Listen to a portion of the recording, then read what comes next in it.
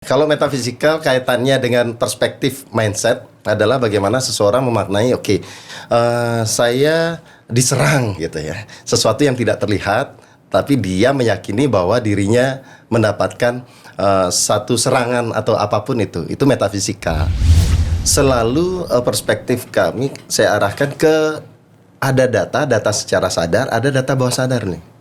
Reaksi kita adalah reaksi bawah sadar yang itu dominan. Itu selalu merasa sudah melakukan yang terbaik. Itu pemain itu. Oh, saya sudah lari, semua sudah. Kemudian ada juga penonton yang nonton dari layar, dari podium, dari apa. Woi, harusnya gini aja, harusnya gini aja. Yang dia teriak apapun tidak ada ngaruhnya ke permainan. Di seputaran kita juga banyak yang notabene hanya bisa komen aja, nggak ngaruh kok, nggak didengar juga. Tapi begini, Bli. Sekarang mohon maaf sekali ya, data tentang bundir di Bali itu tinggi sekali. Nah, kenapa? Terlepas dari teori mengatakan A, B, C, D gitu. Perspektif saya pribadi adalah seseorang nggak siap gagal.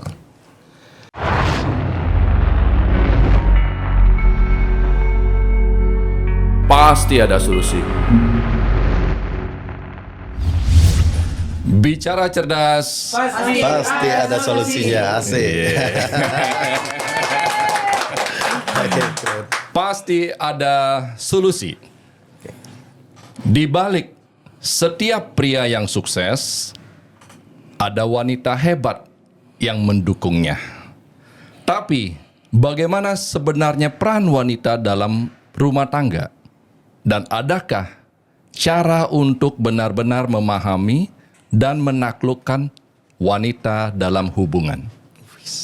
Banyak pria berpikir bahwa menaklukkan wanita hanya soal kata-kata manis dan hadiah mahal. Tapi, benarkah itu? Wanita bukan untuk ditaklukkan, tapi untuk dipahami. Dan ketika pria mengerti peran wanita dalam rumah tangga, hubungan akan menjadi lebih harmonis. Hari ini, pasti ada solusi. Kita akan membahas semuanya bersama praktisi Mindep. Saudara saya, Surya Negara. Seru banget nih, seru ya. Surya Siap. Negara. Kenapa Mindep itu apa ya? Mindep itu singkatan dari Mind Development. Kebetulan saya praktisi di sana, banyak tangani hal-hal yang terkait dengan mindset gitu. Itu Bli. Bedanya dengan metafisika. Metafisika. Metafisika itu juga bagian dari mindset. Sehingga sesuatu yang namanya meta itu kan lebih tinggi ataupun di luar. Terkadang metafisika itu bisa dimaknai dengan di luar nalar gitu. Kalau Mindep? Ya, Mindep itu terkait dengan mindset saja dulu gitu. Di dalam nalar. Tetapi ketika kita bicara tentang mind development itu banyak hal yang kita bahas. Salah satunya memang metafisika, tapi karena saya tanda kutip membranding diri supaya tidak masuk ranah sana, karena dulu juga di ranah yang sana itu tidak terlalu banyak saya bahas itu. Kalau dulu kita bahas tentang, bahkan saya buat pelatihan terkait dengan mesmerism. Mesmerism itu adalah non-verbal hipnosis. Jadi kaitannya dengan metafisik, kaitannya dengan energi. Kita buat pelatihan seperti itu. Tapi sekarang kita menghususkan bagaimana seseorang mendapatkan pemahaman dari pikirannya. Seperti itu. Pemahaman dari pikirannya. Ya. Itu bisa dikatakan sebagai hipnoterapi. Ketika kita bicara istilah ya, tentu kalau di NLP atau Neuro Linguistic Programming itu adalah bagaimana memprogram sistem neuron dengan linguistik. Kata itu belum punya makna sebelum dimaknai gitu. Jadi satu kata bahagia deh. Bahagia bagi saya, bahagia bagi Bli, bahagia bagi yang lain juga akan berbeda makna itu loh. Nah, kaitan dengan istilah gitu, istilah hipnosis itu, ada nama hipnosis, ada nama hipnotis, ada nama hipnoterapi, ada nama hipnoterapis gitu. Hipnosis itu adalah satu keilmuan. Hubungannya dengan Mindep dan metafisika, biar beda ini cara Oke. kita biar tahu membedakan dulu. Ya. Oh, Mendep ini ada perbedaannya apa tidak? Hipnoterapi, hipnotis ini di sini, Ya. dan metafisika itu di sini. Oke. Balik lagi, ketika metafisika itu adalah bagian dari yang kita pelajari di mind development, bagian kecil lah metafisika. Jadi yang lainnya adalah kaitannya dengan bagaimana keselarasan antara kalimatnya dengan pikirannya, dan akhirnya pikiran itu akan bereaksi mempengaruhi perasaan akan bereaksi membuat satu reaksi dalam dirinya, sehingga menjadilah satu realita dari reaksi itu kan gitu. Sehingga apa? Realita itu datang dari apa yang dipercakapkan dalam pikirannya, entah doanya, kalimat pikirannya. Nah, itu dia ranahnya Mendef di sana, seperti itu. Di situ Mendef. Ya, di sana. Oh, justru metafisika bagian terkecil dari Mendef. Berarti Mendef lebih luas. Lebih luas cakupannya. Kalau metafisika kaitannya dengan perspektif mindset adalah bagaimana seseorang memaknai, saya diserang gitu ya. Sesuatu yang tidak terlihat, tapi dia meyakini bahwa dirinya mendapatkan satu serangan atau apapun itu metafisika. Gitu. Jadi ketika kita bicara itu, tentu ada juga klien-klien saya yang mengalami hal begitu. Nah, kita bahas terkait dengan metafisika. Perspektifnya kita pakai perspektif metafisika. Tapi ketika dia mengalami kecemasan, fobia, trauma, ataupun keinginan untuk mencapai suatu motivasi, atau terkadang dia mendapatkan atau punya goals tersendiri tapi kok nggak nyampe-nyampe, itu ranahnya ada kaitannya keselarasan tadi. Kita tidak pernah, saya disclaimer dulu, Bli. Apa yang saya akan sampaikan ini adalah dasar dari pengalaman pribadi. Kemudian tidak kita bahas bahwa ini benar atau salah, tetapi juga bagaimana kita bertumbuh. Karena saya juga punya prinsip, Bli. Tidak ada sesuatu yang terbaik, tidak ada metode yang terbaik, yang ada yang tercocok. Gitu. Jadi kita ngomongin hanya salah satu tools saja, belum tentu cocok. Tapi setidaknya inilah yang cocok dari apa yang saya sudah kerjakan dalam belasan tahun terakhir gitu. Nah, kaitannya dengan pikiran tadi. Nah, keselarasan menjadi realita kita harus runut dulu, Bli. Terkadang juga ada yang mengatakan saya pinginnya A, tapi omongannya B, reaksinya C. Nah, ini yang nggak selaras. Gimana mau jadi goalsnya? Nah, tetapi ketika maaf Bli potong. Banyak orang berpikiran A, omongannya B, perilaku C. Nah, itu kenapa tuh? Karena dia tidak menyadari dia maunya apa. Kalau maunya A, semua adalah di situ kesadaran. Di mana letak dari ini berhubungan dengan Mendef, metafisika, dan hipnoterapi itu? Jika kaitan dengan itu, saya mau pakai satu perspektif aja bahwa seseorang itu bereaksi adalah dasarnya dari bawah sadarnya, data bawah sadarnya. Secara sadar dia mengerti bahwa itu enggak boleh saya lakukan, ataupun kaitan dengan trauma deh atau fobia deh, harusnya aku sudah lupa itu. Tetapi tubuhnya, pikirannya, jiwanya itu tidak bisa lepas dari itu. Karena apa? Datanya itu sangat dominan. Contoh deh tadi siapa? Chandra ya gitu ya. Dia ketika melihat satu benda tertentu, dia teringat dengan kejadian sebelumnya. Secara sadar dia pasti sadar bahwa ini kan nggak ada kaitannya dengan dulu ya dulu, sekarang beda. Tapi bawah sadarnya itu bereaksi, tubuhnya bereaksi, pikirannya bereaksi, seperti itu. Sehingga apa? Reaksi seseorang adalah reaksi data bawah sadarnya, seperti itu. Kalau kita bicara trauma dan fobia, itu penyakit. Salah satu penyakit mental lah. Gitu. Penyakit mental. Kenapa bisa begitu?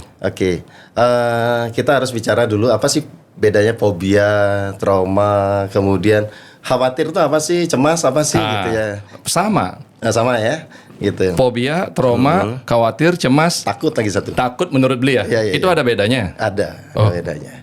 Ketika kita bicara, makanya sesuatu kita tidak bisa akan jelas ketika deskripsinya kita juga belum jelas gitu. Nah, jadi ini saya takut atau trauma atau saya fobia atau saya cemas apa khawatir itu. Itu beda. Beda. Apa? Takut itu adalah reaksi seseorang ketika melihat sesuatu yang menakutkan real ada. Itu takut. Itu takut nih. Misalnya saya takut sama buaya gitu misalnya, ya. Jangan lihat sini, please.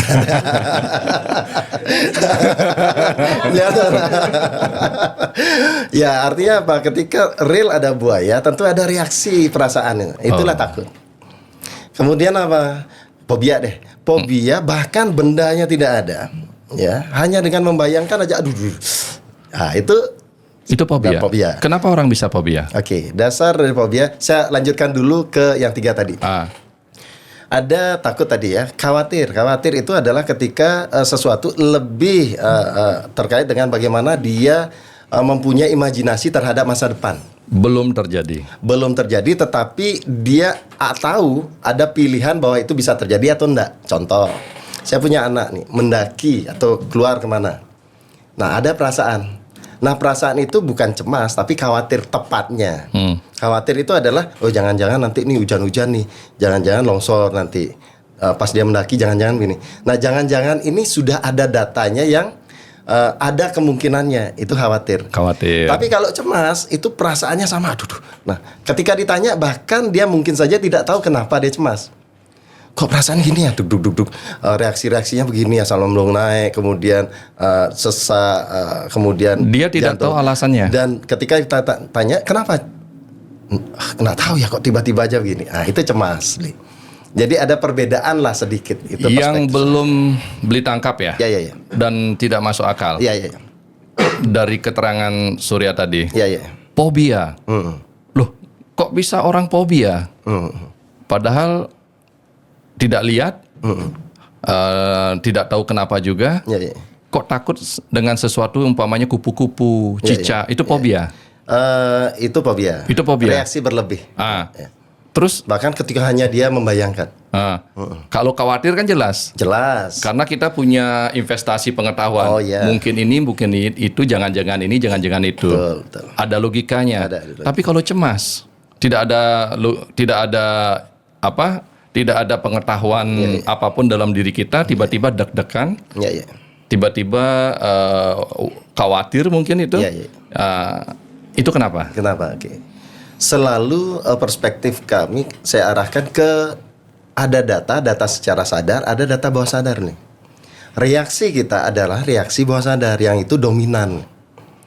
Secara sadar reaksinya adalah oke, saya tahu ini bukan atau misalnya adalah saya tahu ini tidak ada cicak di sini. Tetapi hanya ketika itu sebelahmu cicak itu sudah lari, padahal dia sudah tahu bahwa secara sadar nggak ada kok gitu, tapi dia takut. 88% ya konon ini ya, kurang lebihnya begitu yang disampaikan oleh ahlinya, bahwa data bawah sadar itu 88%. Semua reaksi, belief kita, keyakinan kita ada bawah sadar. Bahkan orang yang nggak pernah ketemu hantu pun takut sama hantu. Kenapa? Karena dia punya data itu. Data itu tidak hanya bisa dialami langsung, ataupun dia dari mendengar, kemudian dari menonton. Pokoknya panca indera dia pernah mengenal data itu. Gitu. Bisa jadi karena kita dulu waktu kecil suka mendengar di pojok sana menyeramkan, di tempat itu begini, cicak itu begini. Tapi di waktu kecil kita tidak mengerti dengan hal itu. Tapi tertanam sehingga semakin lama tanpa disadari, disadari itu menjadi sebuah ketakutan. Itu namanya fobia. Iya, data itu masih ada. Berarti ada historis yang menyebabkan dia pasti.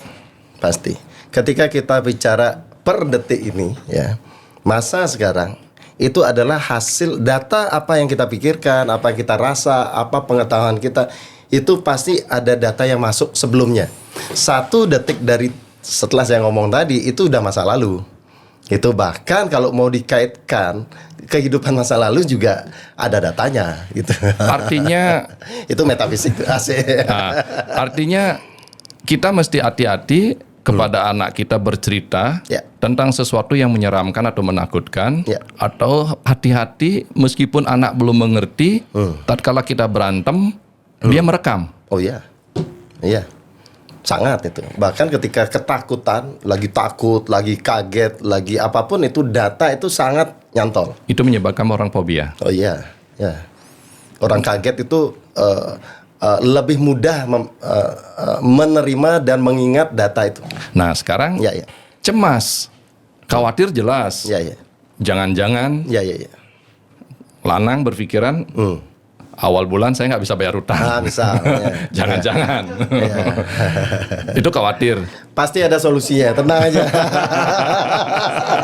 Pasti ada solusi katanya. Minta Mas Sisi. Oke. Jangan nanya pinjol lah. Kamu bikin masalah di sini. Tapi kalau cemas itu kan tidak ada investasi pengetahuan dalam diri kita. Kenapa manusia bisa cemas, deg-degan? Oke, contoh misalnya. Balik lagi, konsep kita adalah data itu tidak secara langsung. Ada data bawah sadar yang juga dia pernah terima. Misal, tiba-tiba aja hujan deras atau apapun itu. Nah, kebetulan dia sedang memikirkan sesuatu tanpa dia sadari. Tiba-tiba ada kecemasan itu muncul. Nah, karena dia pernah merasakan satu kekhawatiran pada masa lalu, data itu pasti ada. Berarti tetap ada simpanan pengalaman yang memang entah dia sadari atau tidak, tetapi tersimpan di dalam bawah sadar. Hati-hati kamu ngomong. Nah, bahkan ketika itu dikaitkan dengan satu penyakit tertentu, itu ada namanya psikosomatik. Psikosomatik bagaimana pikiran ya itu berpengaruh terhadap tubuh. Jadi pikiran tuh sangat. Psikosomatik tuh begini. Ciri-cirinya begini. Misal dia sudah mulai tidak berani datang di keramaian. Itu udah gimana. Kemudian bahkan dia ramai nggak berani, sepi juga nggak berani. Takutan. Mulai tidak bisa tidur. Mulai mengurung diri. Kemudian apa? Detak jantung meningkat. Kemudian ada kadang-kadang perasaan mohon maaf ya, ada keinginan keluar dari situasi ini dengan tidak baik. Kemudian tidur pun mulai tidak bisa. Nah, itu psikosomatik. Itu datanya dari mana? Tentu dari data-data terkait dengan kehidupannya. Wow. Itu. Oke, Sur. Ya. Kita laki-laki. Asik. Kalau laki-laki paling asik ngomongin wanita. Oke. Salah orang nanya nih kayaknya. Karena mumpung ada orang yang bisa memain dev. Ya. Memanajemen pikiran kita mungkin ya. Okay. Nah, peran wanita seperti opening tadi itu. Ya. Menurut Surya nanti ya. Kalau idealnya kita laki-laki, peran wanita di dunia modern ini dalam kehidupan rumah tangga, dengan peran wanita dalam kehidupan rumah tangga di dunia dahulu, arti tradisional, pasti beda, Sur. Oh ya. Bagi kita sekarang, apa sih layak dan pantasnya peran wanita dalam kehidupan berumah tangga? Wah, berat nih, ada pertanyaan lebih mudah ya. Ini kan boleh. Ini beli perspektif ya. Saya pakai bahwa kita ini adalah ngobrol gitu. Ngobrol dalam artian boleh aja pakai perspektif apapun gitu. Nah, terkait dengan itu beli banyak orang yang seperti tadi saya sampaikan, kata itu belum punya makna sebelum dimaknai. Kata kesetaraan itu apa sih maksudnya gitu? Kesetaraan itu apakah yang laki-laki boleh berarti yang wanita juga boleh? Nah, apakah seperti dia boleh berkarir, ini boleh berkarir, dia boleh ngerokok, ini boleh ngerokok, dia boleh pulang malam, ini pulang malam, atau dia boleh memutuskan, ini boleh memutuskan. Nah, ini tanda kutip bahaya ketika memaknainya antar pasangannya berbeda. Yang saya mau garis bawah ini adalah pemaknaannya sama atau enggak itu dulu. Pasti beda. Laki-laki kecenderungan dia berpikiran bahwa dia adalah raja. Oke. Kecenderungannya. Oke. Tidak juga, karena begini.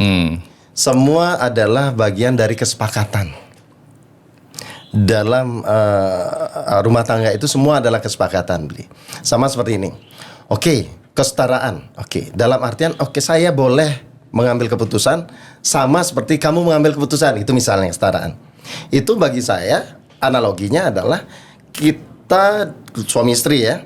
Suami istri itu melaju dengan kecepatannya dalam satu kendaraan. Itulah kehidupan, anggap. Nah dalam perjalanan tiba-tiba dua-duanya pingin memegang keputusan, mau pegang setir. Gimana kira-kira kendaraan itu? Oke. Nah, pastinya berpotensi kecelakaan dong. Betul. Nah itulah kesepakatan. Siapa yang megang setir? Siapa yang pegang setir? Siapa yang penumpang? Dan pegang setir juga kadang-kadang capek juga dong. Seringkali ya giliran lah kamu yang pegang setir gitu misalnya. Apapun itu, ketika dua-duanya menyepakati, oke, untuk hal ini saya yang pegang setir, untuk yang ini silakan pegang setir misalnya. Tentu nggak ada rebutan setir dong. Nah, beberapa klien saya yang saya tangani terkait hal itu, nah di sanalah rancunya. Oh kok kalau aku mau ambil keputusan kok sepertinya gimana banget gitu. Karena seperti tadi, sebagian dari pria itu merasa dilangkahi ketika wanitanya mengambil keputusan dengan mindset kesetaraan tadi. Kan boleh juga. Boleh juga. Istilahnya bagi dia yang memaknai kesetaraan itu adalah dia boleh, saya boleh. Kan boleh juga. Ingat itu bagi dia gitu loh. Kembali kepada awal, Ya. tergantung kemufakatan. Betul. Jadi beli lawyer kan, itu sudah ada bagaimana MOU di sana Dalam rumah tangga. yang boleh kamu lakukan. Masalahnya dalam kehidupan rumah tangga itu Ya. tidak ada anggaran dasar, anggaran rumah tangga yang jelas. Oke. Yang ada itu adalah kebiasaan yang terdahulu kita ikuti. Oke. Tapi pertanyaan saya, bisa nggak diperjelas? Di situ jarang ada, Sur. Nah, pertanyaan, bisa atau tidak? Bisa. Ya, itu dia. Ketika itu bisa, pertanyaannya kenapa nggak dilakukan? Tidak etis. Kadang-kadang Oke. berpikiran demikian. Oh iya. Loh, tidak etis membahas ini. Oke. Banyak hal yang dianggap tidak etis, tetapi akhirnya membawa ke keterpurukan. Kenapa nggak dibahas? Contoh, saya kebetulan kan ada yayasan Tangan-Tangan Semesta itu. Anak-anak itu masih SD, SMP. Kita bahas tentang seks edukasi kok. Kenapa nggak boleh? Ya kalau kita nggak bahas, gimana mereka tahu gitu. Jadi ya fine aja kita bahas sesuatu yang tanda kutip katanya tabu zamannya. Sekarang kan udah beda zaman. Nah, kenapa beli tanyakan ini? Ya. Kenapa beli tanyakan ini? Karena beli mau memberikan yang namanya permasalahan kehidupan dalam rumah tangga. Oke. Itu kan yang dikatakan Surya tadi adalah sebuah teori. Ya. Teorinya berkata bahwa ini adalah kemufakatan, Ya. kesepakatan atas megang setir yang jelas, dan pasti setir itu harus dipegang sendiri. Ya. Kapan wanitanya pegang setir, Ya. kapan lakinya pegang setir. Itu teori, Sur. Ya. Dalam kenyataan kehidupan, Ya. banyak wanita yang merasa tertekan Ya. dalam kehidupan berumah tangga. Nah, dengan banyaknya wanita tertekan dalam kehidupan rumah tangga dan disadari bahwa itu memang kodrat, tapi dia tetap bertahan karena itu kodrat. Ya.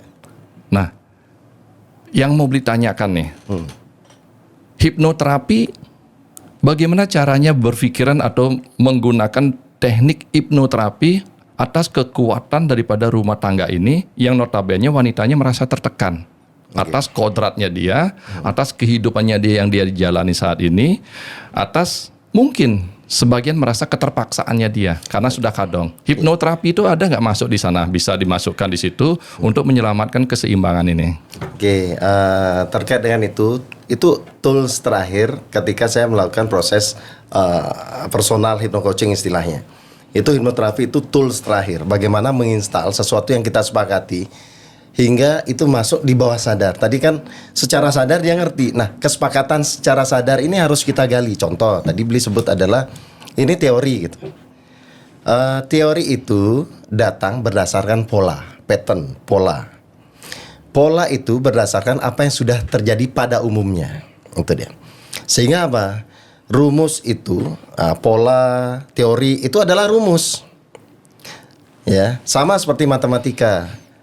Mana lebih mudah kita mengerjakan matematika, tahu rumusnya atau tahu polanya, atau tidak tahu rumusnya atau tidak tahu pola matematikanya? Tentu akan jauh lebih mudah tahu rumusnya. Soal-soal kehidupan sama. Kalau tahu polanya jauh lebih mudah. Contoh simpel deh gitu. Masalah itu apa gitu. Deskripsikan dulu. Banyak orang katakan, saya punya masalah, saya punya masalah. Semua orang punya masalah. Tapi ketika ditanya, coba deskripsikan apa itu masalah. Masalah saya yang pasti yang paling berat. Oke. Begitu biasanya orang. Tapi ketika ditanya apa sih masalah? Contoh misalnya, masalah adalah titik-titik bingung juga. Sesuatu yang kita hadapi bla bla bla. Oke, itu deskripsinya, definisinya. Polanya apa? Sebetulnya kan simpel. Pola dari masalah adalah bagaimana ekspektasi tidak sesuai dengan realita. Gap itu. Jarak antara ekspektasi dan realita, masalah lah sudah. Kita pinginnya punya mobil, punya motor, masalah. Kita pingin 1 juta, punyanya 100.000, masalah. Semakin gapnya tinggi, semakin besar masalahnya. Nah, itu deskripsinya dulu, polanya dulu. Nah, gimana kita tahu cara menyelesaikan kalau polanya aja nggak tahu? Sehingga teori itu penting bagi saya. Sama pentingnya praktek, teori, pemahaman sama pentingnya. Nah, pola masalah kan tadi itu. Pilihannya secara teori, makanya saya katakan secara teori. Ada 3. Ketika orang punya masalah, hal yang pertama dilakukan adalah bagaimana realita itu sesuai dengan ekspektasi. Dan itu tidak gampang, teori gitu. Kan kita berteori ini, Bli. Gitu, kita berteori ini. Tapi apapun teori yang saya katakan itu adalah real adanya. Kapanpun realita kita mampu sesuai dengan ekspektasi, ada masalah? Nggak ada. Tapi nggak gampang membuat realita ini sesuai dengan ekspektasi. Tapi kapanpun secara teori realita ini sesuai dengan ekspektasi, nggak ada masalah. Itu satu. Yang kedua solusinya adalah menurunkan ekspektasi. Harapan. Kita punya pinginnya mobil nih, punyanya motor nih. Ya udahlah, motor aja. Nikmati aja. Kapanpun bisa menurunkan ekspektasi, nggak ada masalah. Tetapi ketika semuanya dibuat seperti itu, orang nggak berkembang. Ya udah gini-gini aja lah gitu. Nggak berkembang dia. Nggak punya motivasi dia. Nah terus gimana nih supaya ada motivasi tapi nggak ada masalah? Terkesan nggak ada masalah. Kita yang membuatkan ekspektasi sesuai dengan setidaknya kemampuan kita. Yang mengatur, yang membuat ekspektasi siapa? Kan kita. Yang membuat cita-cita kan kita. Tapi kadang-kadang cita-cita kita berlebihan, itulah sumber masalah. Bahkan orang spiritualis mengatakan ya sumber masalahmu adalah keinginanmu. Betul. Sehingga apa? Ketika kita mau realitanya 100 menuju 1 juta terlalu tinggi, kenapa nggak kita buat ekspektasinya cuma 300 saja lah. Ini kan ringan, juga ada motivasi. Ketika beban terlalu tinggi kayak aduh mendingan enggak deh, kayak nggak mungkin deh. Tapi 300 ya mungkin nih. Nah mungkin ini akan bergerak ke 300 dulu. Tapi setelah 300 oke 500 lagi gitu. Dan akhirnya nyampe di 1 juta. Pertanyaannya saya adalah mana mending dia tidak bergerak atau bergerak tapi perlahan dengan mindset yang dia ciptakan sendiri. Kan dia ciptakan sendiri. Merasa tertekan, merasa ada masalah, merasa hidup ini tertindas karena ekspektasi sesuai dengan tidak sesuai dengan realita. Ekspektasi tidak sesuai dengan realita. Memang dikatakan sumber siksaan dalam kehidupan ini adalah hati-hati dengan keinginan. Betul. Hati-hati dengan keinginan. Apa dia? Pertanyaannya, bagi kita laki-laki, kacamata laki-laki, karena kita laki-laki. Apa sih yang diinginkan wanita dalam kehidupan berumah tangga? Nah itu dia. Itu seringkali oke lah, let's say seseorang itu haus, tapi yang disodorin adalah bantal. Kalau ngantuk baru bantal, kalau haus kasih minum, kan begitu. Yang tahu kebutuhan dia adalah dirinya, itu disebut bahasa cinta. Bahasa cinta, waduh serem juga bahasa cinta. Atau kalau besok saya ada satu undangan untuk satu sesi di mana seseorang yang couple ini beli beberapa couple yang akan menjalani kehidupan rumah tangga itu disiapkan dulu untuk dia nantinya paham. Oh ternyata dalam rumah tangga tidak sekedar bagaimana memikirkan prewed, bagaimana memikirkan bagaimana souvenir yang akan diberikan. Tidak sekedar cinta. Tidak sekedar tanda kutip cinta itu maknanya apa bagi dia gitu.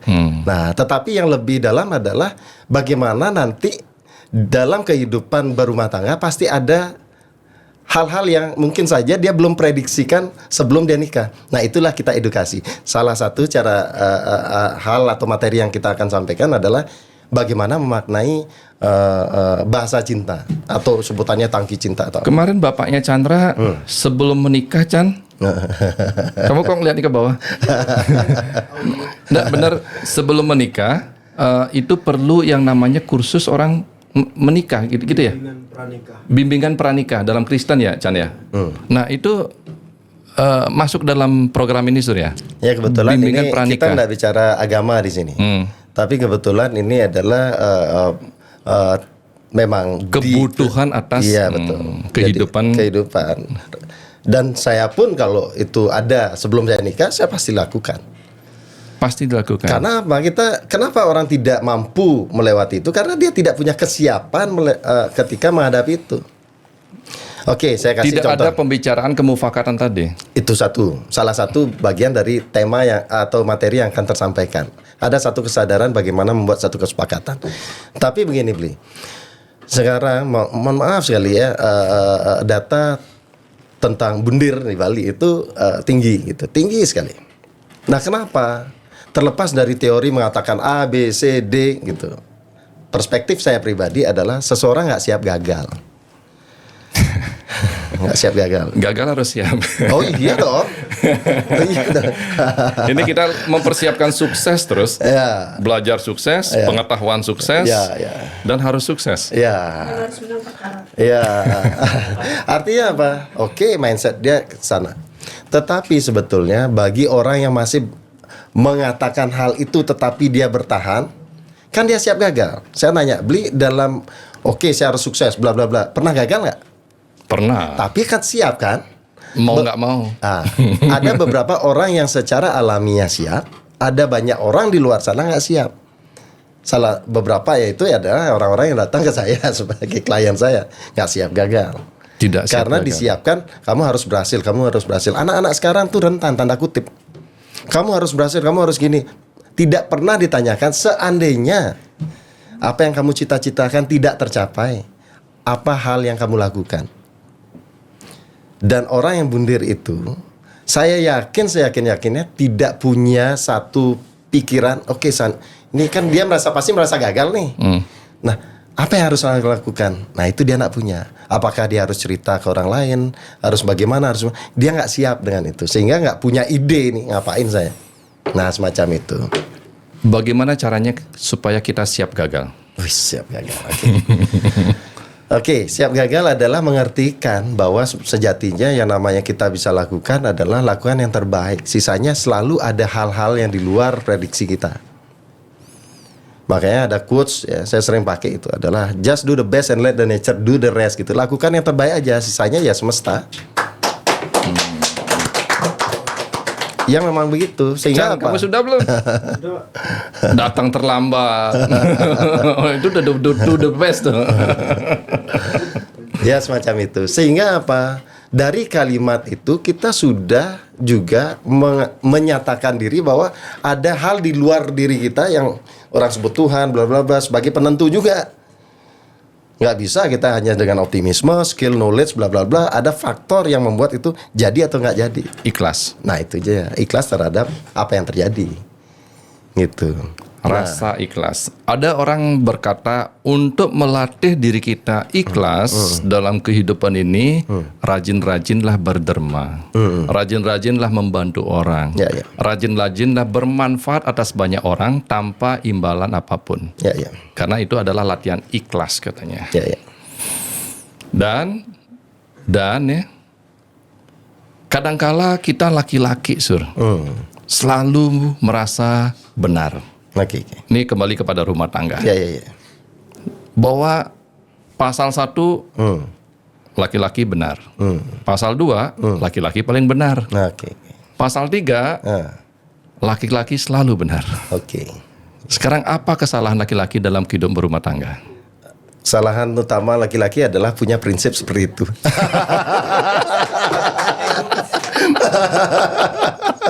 Karena nggak seperti itu adanya Nggak bagi seperti saya, itu. bagi saya pribadi. Nah, gimana itu?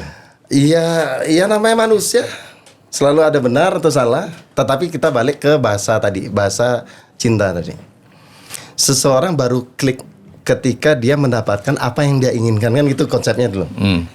Ada seseorang begini, ada seseorang yang saya bolehlah cerita ini, saya tidak sebut namanya atau siapa.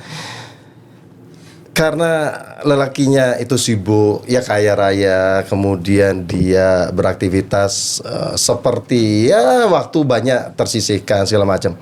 Tapi dia dengan bahasa cinta menurut dia adalah memberikan hadiah, memberikan uang, memberikan apa. Pasangannya, saya tidak bicara yang wanita atau pria ya, salah satunya, misalnya seperti itu. Yang satunya tidak merasa mendapatkan apapun karena bukan itu bahasa cintanya. Bahasa cinta itu ada banyak. Ada yang kalau dia auditori, dia hanya berharap dikatakan I love you setiap hari, ngomong halus I love you gitu. Cuman itu aja, nggak perlu dia dikasih hadiah. Gitu. Ada yang berupa bahasa cinta dia sentuhan, cukup dipeluk-peluk aja gitu. Yang tepuk tangan itu ada unsur tertentu. Yang tepuk tangan itu ada masalah.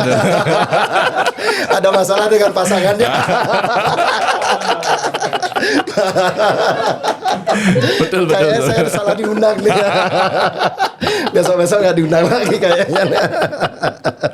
Oke, gitu. terus. Jadi sentuhan. Kemudian ada yang hanya mengerti atau merasa dia mendapatkan satu penghargaan dengan me time. Dia jalan-jalan aja udah. Ada juga yang merasakan satu dengan hadiah memang. Ya jadi pilihannya tetap bagaimana kita, atau satu lagi pelayanan. Ada 5 tuh. Pelayanan. Ya, Laki-laki melakukan pelayanan.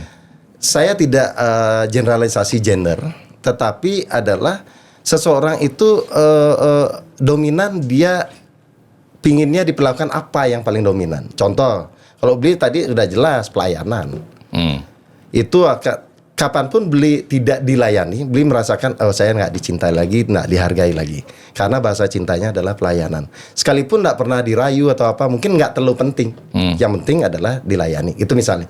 Bahkan nggak penting dia mau ngasih saya hadiah atau enggak. Nggak terlalu penting bukan berarti tidak harus itu gitu. Tapi ada satu yang prioritas bagi dirinya adalah pelayanan itu sendiri. Itu. Kalau saya pribadi, saya sampaikan ke pasangan bahwa saya bahasa cintanya adalah sentuhan dan pelayanan. Dah. Ya, nggak usah kasih hadiah, nggak usah diajak jalannya, nggak apa-apa, nggak usah dirayu, nggak apa-apa. Apa ini teori Surya Negara dalam menaklukkan wanita? Ah itu dia. Kenapa?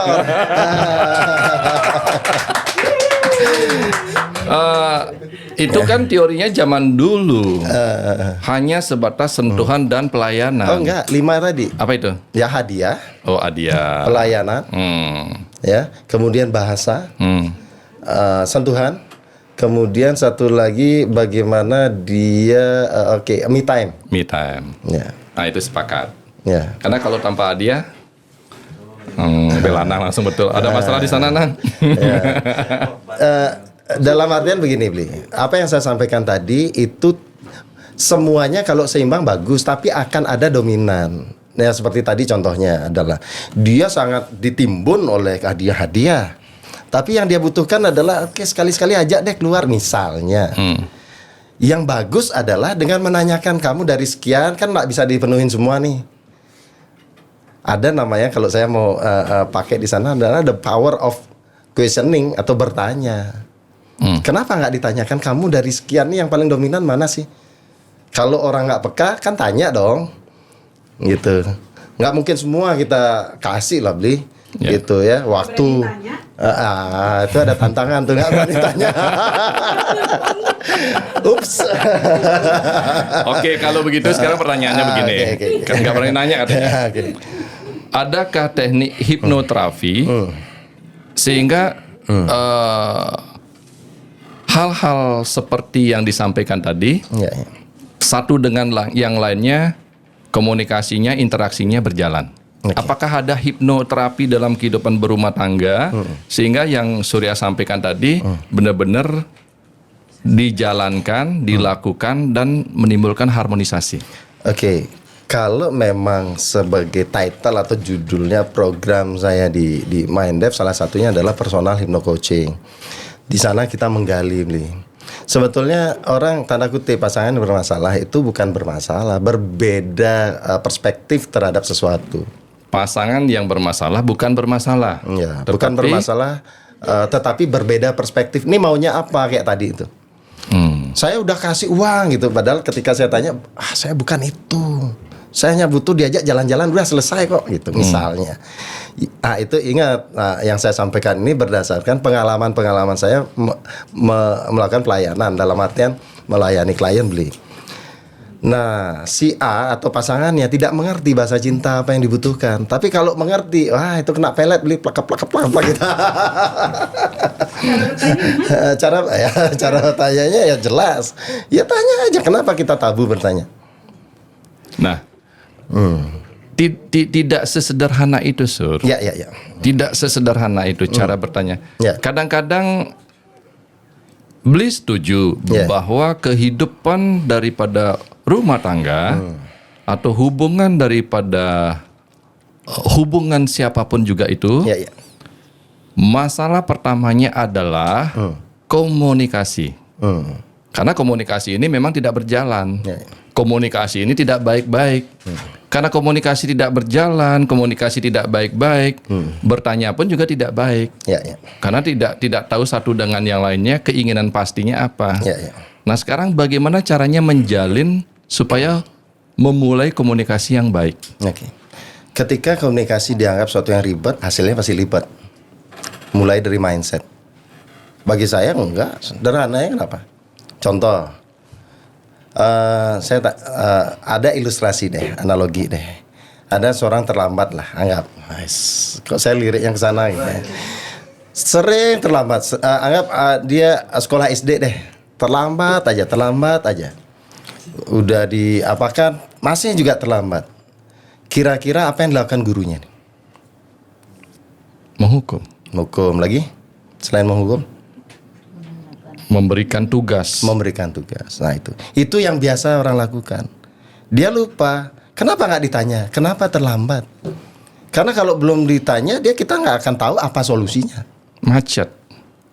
Apapun itu, kalau kita belum tanyakan, oke, saya mau tanya satu deh. Bagaimana cara kita tahu, mengetahui terhadap sesuatu? Gimana caranya kita tahu? Bertanya. Ya itu dia. Untuk tahu ya bertanya. Itu menjalin atau memperbaiki komunikasi. Kalau mau tahu. Yang nggak bertanya itu nggak mau tahu aja sih. Atau nggak ya pura-pura nggak tahu aja gitu. Nah pertanyaannya, ada orang yang memang dia merasa perlu melakukan sesuatu untuk bertumbuh. Ada yang orang merasa dia sudah melakukan yang terbaik, tidak perlu bertumbuh. Ya terserah kita yang mana. Ketika dia punya kesadaran setiap hari adalah pertumbuhan, dia tidak malu untuk melakukan hal yang belum pernah dia lakukan. Gitu. Bagi saya orang itu ya orang hebat. Orang hebat bukan orang yang terbaik, enggak. Dia berani mengakui dirinya tidak baik dan melakukan suatu hal untuk kebaikan. Nah, itu orang hebat bagi saya. Kan definisi hebat beda, Bli. Orang hebat adalah orang yang berani mengakui dirinya dia tidak baik. Ya. Contoh adalah ketika seorang mengalami trauma tidak baik-baik saja. Di luar sana banyak orang kakak kiki, tapi dalamnya tuh rapuh. Kenapa? Karena menganggap ketika dia ngomong ini ke profesionalnya, wah saya lemah. Oh salah. Terbalik saya bilang itu. Hanya orang-orang hebat yang mengakui dirinya tidak baik-baik saja sehingga berani menyampaikan ke orang. Kalau nggak punya kehebatan nggak berani dia. Begitu. Perspektif kita selama ini kan beda. Ya. Orang hebat adalah orang yang mampu menutupi kelemahannya dia. Ya. Betul. Tapi sekarang orang hebat adalah orang yang berani mengakui ketidakmampuannya dia. Yes.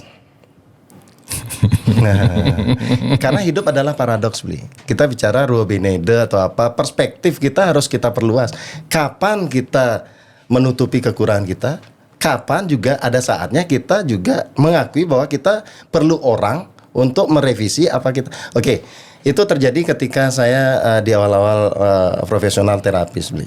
Di awal-awal itu saya merasa kok orang-orang hebat datang ke saya. Bicara tentang bisnis, bicara tentang public speaking segala macam. Yang kesehariannya dia jauh lebih hebat dari saya, Bli. Saya mikir dong, ada apa nih? Nah, cara saya bertanya tentu negak, ngoyong, meditasi. Saya meditasi. Apa jawabannya adalah, nah saya diilustrasikan satu analogi tentang permainan sepak bola. Dalam sepak bola setidaknya ada 3 posisi, setidaknya. Ada namanya pemain, ada namanya penonton, ada namanya pelatih. Setidaknya. Tentu hal-hal lain banyak. Kita pakai 3 ini. Yang namanya pemain, itu selalu merasa sudah melakukan yang terbaik. Itu pemain itu. Oh, saya sudah ini, saya sudah lari, semua sudah. Kemudian ada juga penonton yang nonton dari layar, dari podium, dari apa. Woi, harusnya gini aja, harusnya gini aja. Yang dia teriak apapun tidak ada ngaruhnya ke permainan. Di seputaran kita juga banyak yang notabene hanya bisa komen aja, nggak ngaruh kok, nggak didengar juga. Tapi juga banyak seperti itu. Nah, kemudian apa? Ada namanya pelatih. Pelatih itu adalah seseorang yang punya sertifikat kepelatihan. Ya kebetulan kalau saya punya sertifikat life coach dan law of attraction coach. Ya oke, bisa disebut pelatih juga atau coach juga. Misalnya.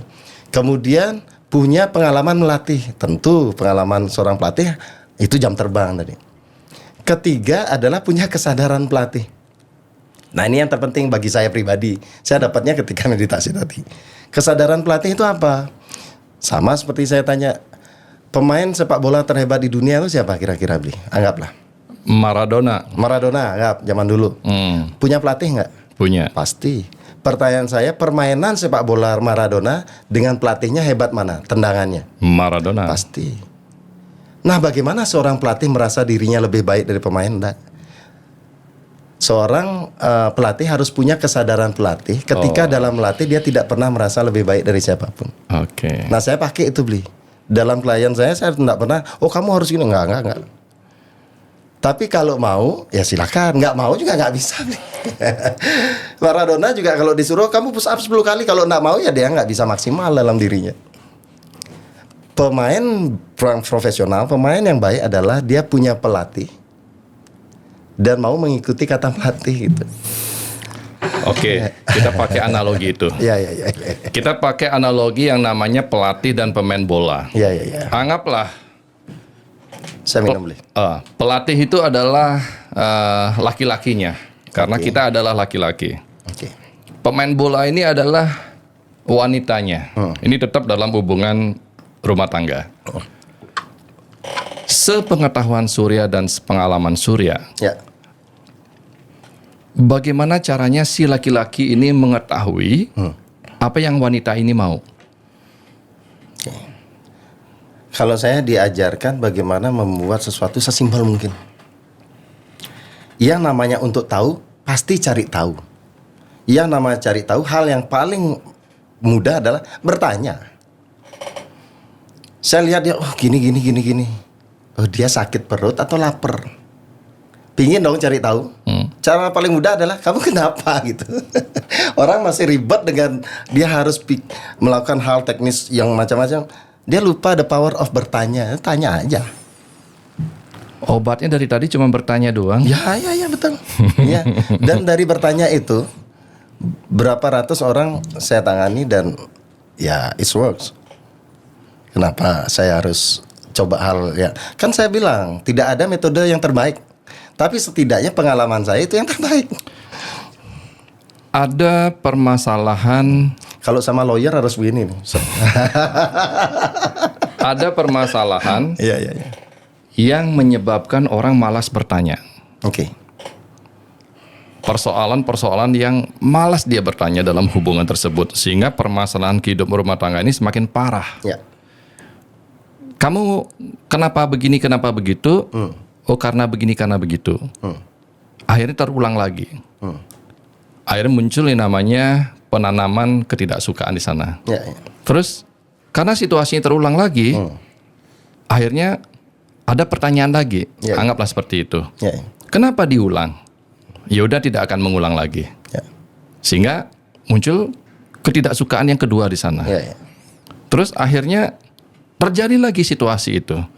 Kan kehidupan dalam hubungan ini seperti itu. Ya. Bukan ketidaksenangan sekali menjadikan mereka terselesaikan. Ya. Karena memang ketidaksenangan atau ketidaksesuaian berkali-kali ini, Sur. Ya. Dia sudah tahu jawabannya atas pertanyaan itu. Ya. Dan karena berulang-ulang inilah yang menyebabkan hubungan ini menjadi berantakan. Ya. Nah, bagaimana menanggapi kalau hal-hal yang memang sudah dia tahu jawabannya, tetapi berulang-ulang lagi kejadiannya terjadi lagi? Oke. Orang akan percaya kepada orang yang selaras. Apa yang dia ucapkan sesuai dengan apa yang dia katakan, apa yang dipikirkan, dan apa dia actionkan. Nah, kenapa? Pertanyaan saya berikutnya adalah yang tadi anggaplah si A gitu. Si A ini sudah ngasih tahu si B gitu. Tapi diulangi terus kasih tahu si B, diulangi si B, kan begitu konsepnya. Simpelnya begitu ya. Si B juga mempertanyakan si A nih punya nggak sesuatu yang dia ulangi terus. Si B juga bilang, kamu jangan begini, diulangi lagi. Itu adalah hukum pertukaran. Si A nggak akan mungkin bisa merubah si B kalau ada sesuatu yang A juga lakukan berulang dan dia tidak mau berubah.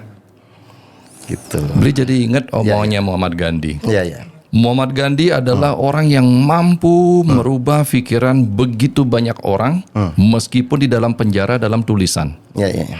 Tapi dia sendiri berkata, Iya. sehebat apapun manusia itu, tidak akan mampu merubah manusia lainnya. Oke. Terus? Artinya, yang disampaikan Surya tadi, karena si A melakukan pengulangan yang tidak sesuai dengan apa yang maunya si B, itu karena si B sendiri juga melakukan pengulangan yang tidak sesuai apa yang dimauin si A. Itu kan?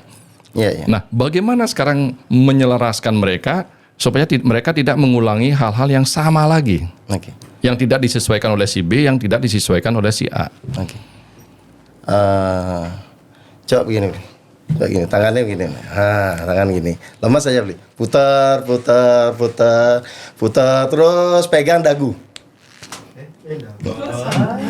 Dagu mana? Oh, dagu ini. Artinya apa? Orang lebih akan melakukan sesuatu apa yang kita lakukan, bukan apa yang kita omongkan.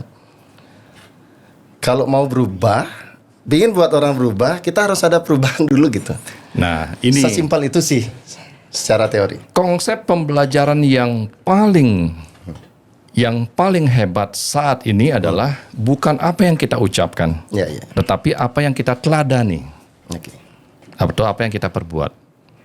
Itu ya kira-kira. Tetap bagi saya adalah tidak ada yang terhebat, Beli. Tercocok.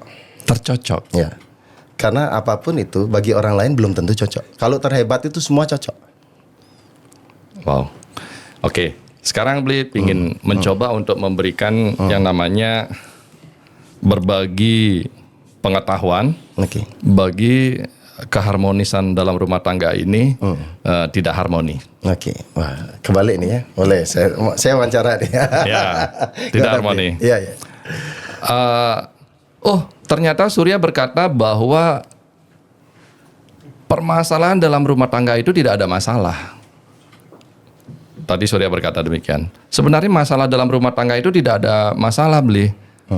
Karena permasalahan dalam rumah tangga ini karena perbedaan perspektif.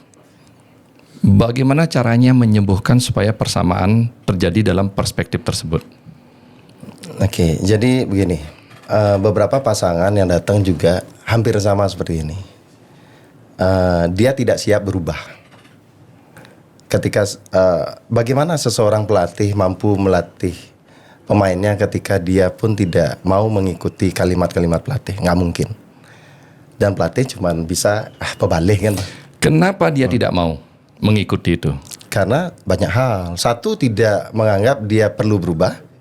Dua, dia tidak menganggap pelatih itu layak untuk dia ikuti. Tapi kapanpun seorang itu menjadi satu authority figure, mau dia. Ini masalah momentum aja dan kesadaran. Masalah momentum dan kesadaran, dan sejatinya tidak ada sesuatu yang perlu dirubah. Semasih keduanya menganggap itu ya udah. Gitu. Tetapi yang tidak akan mengenakan adalah itu tidak selaras, itu aja. Pilihan manusia, semua free will. Kita yang menentukan sebagai manusia ada namanya kehendak bebas. Dia mau berubah atau tidak, itu keputusan pribadinya. Bahkan dia hanya menanyakan itu hanya untuk berdebat, ataupun memang tujuan awalnya apa nih? untuk mendapatkan legalitas, untuk berdebat, atau mendapatkan solusi. Ketika mendapatkan solusi, dia akan mendengarkan. Tapi kalau berdebat, dia akan memperdebatkan. Legalitas, dia akan mempertentangkan. Jadi, ya tergantung tujuan dia. Tapi ketika orang datang memang konsultasi ke saya, oh pasti dengar nih, pasti. Kata kuncinya mau apa enggak? Mau apa enggak? Karena selalu saya sampaikan, maumu apa? Karena itu pun datang dari hasil, ya balik lagi perenungan deh. Kalau nggak terlalu serem meditasi, terlalu serem perenungan deh. Ada lagi penyakit kehidupan yang Izin saya teruskan, Bli. Ya. Itu datang dari perenungan begini. Dalam perenungan saya begini kan, jangan superpower syndrome. Superpower syndrome adalah ketika kamu mampu melakukan sesuatu ke orang, tidak semua orang harus kamu bantu. Contoh, ketika kamu mampu mencukur orang, nggak semua rambut panjang harus dipotong rambutnya. Ada orang memang maunya rambut panjang karena style, memang cita-citanya rambut panjang, memang punya kewajiban harus panjang, atau gimana. Tapi kapanpun orang itu merasa perlu dipotong rambutnya dan kamu punya kemampuan potong, lakukan. Oh. Jadi nggak bisa kita memaksakan. Dan saya merdeka dengan itu. Bahkan di depan saya atau siapapun yang notabene tanda kutip kalimatnya pingin berubah, tapi saya tahu pikirannya nggak mau berubah, saya no comment karena tidak semua harus dirubah. Tapi kapanpun dia punya niat, gitu. Karena dasarnya dari niat. Nah, niat inilah kita deskripsikan. Kalau dia seandainya memang benar pure ada niat, pasti dia mau melakukan hal gitu. Nah, klien datang dengan niat, Bli, itu bedanya. Niat Gitu. ada, keinginan ada, kemauan, Ya, omongan ada, tapi perbuatan tidak ada. ya, banyak faktor, Bli. Itu adalah salah satu. Ini perspektif lagi ya. Ya, kalau kita bicara seperti itu, anggaplah situasi anak nakal lah gitu. Kita sudah sampaikan itu nakal, bla bla bla. Oh, kamu harus begini, kan dia katakan niat ada, misalnya. Ya, saya berubah deh, nangis-nangis berubah. Ngomong ada, action kadang ada, kadang enggak gitu maksudnya misalnya ya. Kita bicara anak-anaknya. Kenapa? Kadang-kadang ada satu data, kita bicara bawah sadar lah lagi gitu. Ada data-data yang sebetulnya dia hanya seperti itu hanya untuk mencari perhatian. Oh, itu ada tuh. Bahkan ya ada filmnya, bapaknya kaya raya dulu. Setiap bapaknya meeting dia pasti buat ulah. Entah dia ngambil suatu di mall atau apa, hanya untuk mendapatkan attention, perhatian aja. Dia butuh perhatian aja, gitu. Nah, banyak hal kita kan nggak pernah bisa tahu sebelum kita gali akarnya itu apa gitu. Jadi perspektif saya bawa. Nah, artinya nggak mau itu karena memang kadang-kadang ya nggak buat apa. Berarti Gitu, masing-masing pasangan membutuhkan akan kebutuhan yang berbeda-beda. Yes. Dan karena kebutuhan atas permasalahan yang berbeda-beda tersebut, maka solusinya mana yang cocok, mana yang pas, Ya. tergantung dari kebutuhan mereka. Ya, pakaian aja nggak ada yang lebih, bagi saya pribadi nggak ada yang lebih baik dari pas nih. Mahal belum tentu pas, ya warna bagus belum tentu pas. Tapi kalau pas itu ya udah gitu pas. Ada yang tanya, Chan? Ada yang mau ditanya? Wah, Sisi apa sih? sisi, gimana sih? Apa sih? Mau nanya Pak, kalau penyebab orang mudah kaget itu apa sih Pak? Apa karena emang bawaan atau emang ada yang salah dari mentalnya dia?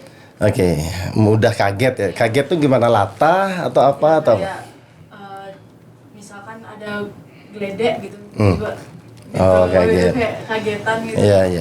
Ya. Kaget, takut, apapun itu, perasaan-perasaan, entah itu emosi, itu pasti punya tujuannya terinstal dalam diri. Kaget itu adalah punya tujuan, oke, supaya lebih waspada sesuatu terjadi. Coba bayangkan misalnya, kita ada misalnya anjing deh gitu, tanda kutip, ataupun binatang yang menyeramkan ataupun membahayakan. Kalau kita nggak punya kaget, kita nggak punya refleks untuk kita melarikan diri. Jadi semua emosi itu sebetulnya tujuannya adalah bertahan hidup sih sebetulnya. Kaget, takut, cemas. Bahkan nih ya orang-orang neuroscience mengatakan orang-orang yang punya ketakutan tinggi itu justru disebut punya kewaspadaan. Sehingga dia jauh lebih bertahan hidup dibandingkan orang yang tidak punya ketakutan. Zaman-zaman dulu deh. Resek-resek gitu ya. Waspada. Orang yang optimis, wah itu kelinci nih, buru. Ya ternyata ular gitu. Tapi orang takut ya entar dulu gitu. Jadi ketakutan juga penting ya sebagai bertahan hidup zaman itu gitu. Tetapi intinya adalah yang mungkin bermasalah adalah tanda kutip ya bermasalah, ingat ekspektasi tidak sesuai dengan realita nih gitu. Adalah dia punya keinginan ketika ada sesuatu yang mengagetkan dia sedikit tenang. Tapi dia overreaksi, bahkan ada latah atau apa, mungkin seperti itu. Nah, itu sesuatu yang terlalu atau berlebihan mungkin itu perlu dilakukan latihan entah itu bagaimana dia menenangkan diri, kemudian bagaimana dia ya bagi saya simpel. Tubuh untuk hebat perlu dilatih, ya mental atau pikiran juga perlu dilatih. Itu. Latihan. Intinya latihan. Iya. Tapi ngomong-ngomong punya fobia tertentu atau gimana? Fobia miskin. Ada yang mau ditanya lagi? Ya, Iya. Oh. Boleh. Apa? tadi kan Pak Surya nih menyampaikan bahwa harus ada keselarasan. Gimana cara menyelaraskan ini kan? Iya. Harus bertanya. Ya. Sebelum apakah bertanya ini akan mendapatkan hasil yang selaras? Karena kalau menurut saya, selama itu tidak ada komitmen dan tidak ada kesepakatan, Ya. nggak bisa selaras. Ya. Ya, setidaknya ketika itu adalah satu keselarasan yang dimaksud bagaimana seseorang mengerti kebutuhan masing-masing individunya atau pasangannya, tentu ada proses bertanya atau mencari tahu kan gitu. Kita runut dulu untuk mendapatkan realita. Setelah bertanya, kita tahu dong gitu. Nah, tahu ini tentu kita hanya bisa melakukan yang terbaik dari apa yang kita tahu. Akan jauh lebih maksimal dibandingkan kita melakukan tanpa kita tahu. Contoh, kita punya 5 nih. Ekspektasi kita mungkin ketika tidak tahu, kita bingung nih. Yang mana nih? Tapi ketika tanya, misalnya pasangan, oke, saya hanya butuh lebih dominan, disentuh aja deh misalnya. Ya kan lebih mudah kita daripada bingung meraba yang mana, ya sentuh-sentuh aja lebih sering. Karena kebutuhan dihargai dia, perasaan dihargai dia adalah ketika dia merasa sentuhan gitu. Masing-masing orang beda-beda gitu. Karena ekspektasi tidak sesuai dengan harapan. Itu. Oh, udah 60 menit. Apa? Izin Pak. Iya. Iya. Ini saya mau nanya, apakah hipnotis itu sama dengan sugesti Iya. atau sama dengan cuci otak lah katakan? Cerita. Kemudian itu apabila orang di hipnotis lewat hipnoterapi ya seperti itu, Iya. itu apakah ada masa berlakunya atau bisa permanen? Oke, permanen. Wis. Sugesti. Kan pagi-pagi dia mau sugesti diri. Ya, oke. Saya adalah manusia yang paling semangat. Iya. Saya hari ini adalah manusia yang akan kerja keras. Iya. Saya adalah manusia yang tidak akan pernah terlambat datang. Oke. Sugesti dia setiap pagi. Oke. Tapi setiap pagi juga dia terlambat. Karena kalimatnya nggak tepat. Oke. Ya, kalimatnya nggak tepat tuh begini nih. Tadi semangat, punya nggak semangat? Punya. Pagi-pagi kan, ketika ngomong itu punya nggak semangat? Nah, begini. Saya to the point dengan kembali ini perspektif saya dalam menangani klien. Saya runut ternyata realita itu datang dari kalimat yang salah. Kalimat bagi saya adalah bagaimana dalam Google Map diberikan atau diinjek atau dimasukkan data atau alamat, baru kita bisa mengarah ke sana. Salah kalimat, salah data. Misal deh, saya mau, ya Tuhan saya pingin tidak cemas. Terus maunya apa? Sama seperti ini, kita pinginnya ke Bedugul, tapi bilangnya jangan ke Kute. Kira-kira kemana dianya? Kute. Ya bingung juga kan? Ya bingung juga. Tapi bahkan coba deh dicek salah satu di Google Map, coba cari deh. Bisa dibantu Google Map, cari satunya tidak ke Bangli, satunya tidak ke Kuta, kemana diarahkan? Kira-kira? Ya. Tulis di map itu tidak Bangli atau tidak Bangli gitu deh. Eca. Tidak Kuta gitu misalnya. Kemana itu? Karena saya kaitkan dengan tadi kalimat doa atau apa? Tidak Bangli kemana diarahkan? Tidak Bangli diarahkan ke Bangli. Pasti. Tidak Kuta? Kuta. Bagaimana realita itu datangnya dari apa yang kita masukkan. Apa itu sugesti tadi? Sugesti itu adalah kalimat-kalimat kalimat afirmatif yang ingin kita masukkan ke dalam diri kita. Maunya apa? Kadang-kadang kita jangan terlambat. Ini nggak tahu maunya apa. Bahkan katanya saja belum dapat, gimana dapat kondisinya? Sama seperti tidak ke Kuta, maunya kemana? Nah, saya mau tanya nih, tidak terlambat maunya apa? Ya, kira-kira apa maunya? Kan bingung. Maunya apa? Lawan kata tidak terlambat apa? Tepat waktu. Iya, tepat waktu. Misalnya, Saya tepat waktu. nah, gitu kalimatnya diganti. Ya. Nah, kita kan nggak juga mengarahkan itu, karena begini konsepnya, Bli. Dari kata itu akan mempengaruhi pikiran akan mempengaruhi perasaan akan mempengaruhi reaksi kita, dari reaksi itu akan menjadi satu realita gitu. Contoh simpel deh, Bli. Yang sering saya pakai nih, jangan bayangkan apel, Bli. Apalagi apel merah, ada tangkainya, ada daunnya, ada bungkusnya. Bungkus apel warnanya apa biasanya? Putih. Ya, nah, ketika kita ngomongin apel, yang terpikirkan apa? Apel. Apel. Padahal kita jelas-jelas katakan jangan bayangkan.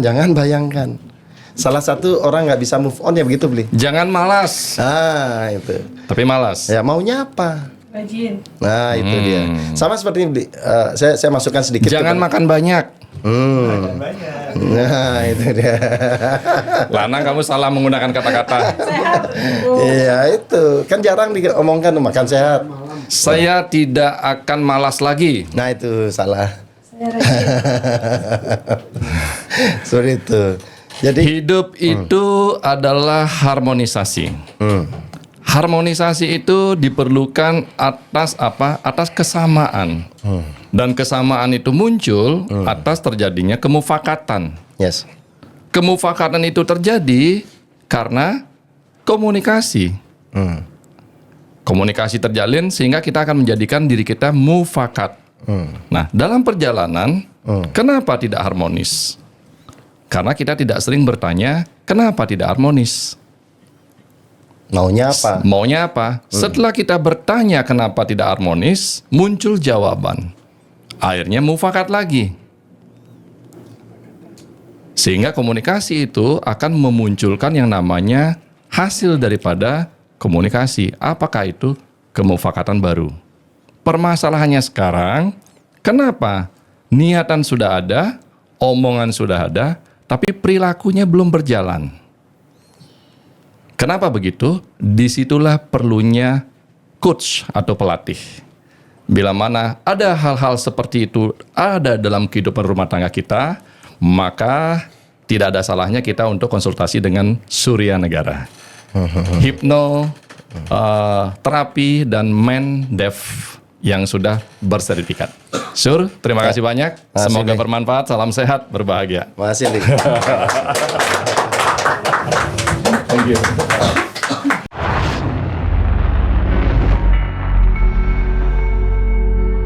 Pasti ada solusi.